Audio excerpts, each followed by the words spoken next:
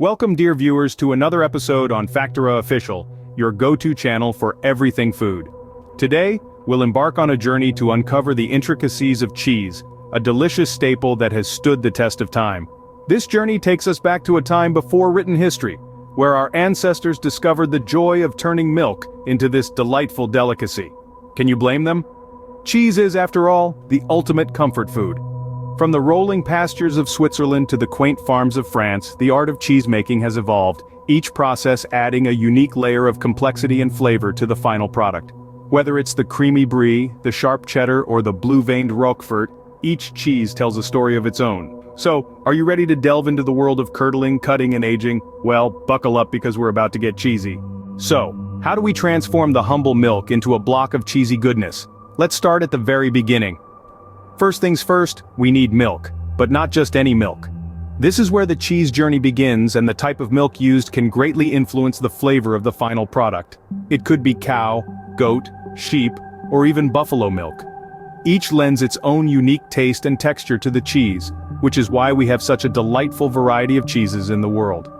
After the milk has been collected, it's time for pasteurization. This is a heat treatment process that eliminates bacteria and other unwanted microorganisms that could affect the safety and quality of the cheese.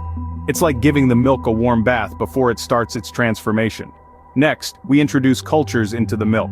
These are special types of bacteria that kickstart the fermentation process. They're the unsung heroes of cheese making. They consume the lactose in the milk, turning it into lactic acid, which helps to create that characteristic tangy flavor we all love in our cheese. Now it's time for the magic ingredient, rennet.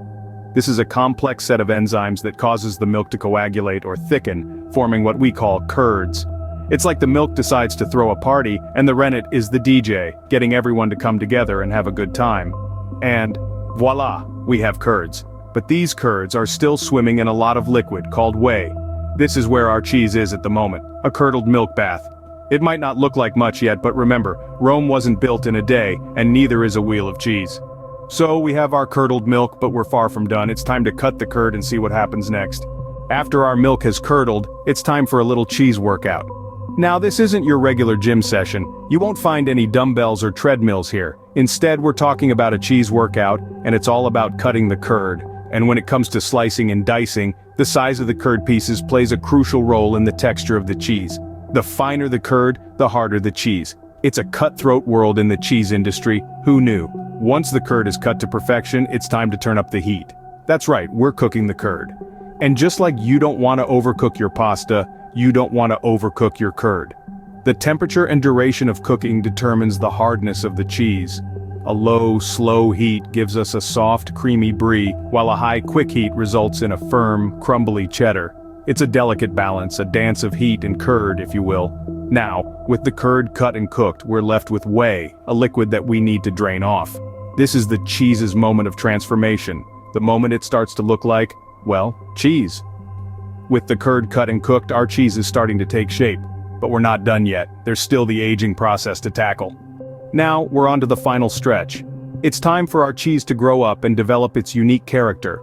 The salting phase introduces a savory note, while shaping gives our cheese its distinct form. The aging process. That's where the magic happens, as time works its wonders, creating a symphony of flavors and textures. And there you have it, the journey from milk to cheese, a process as old as civilization itself. Thank you for joining us on this cheesy adventure.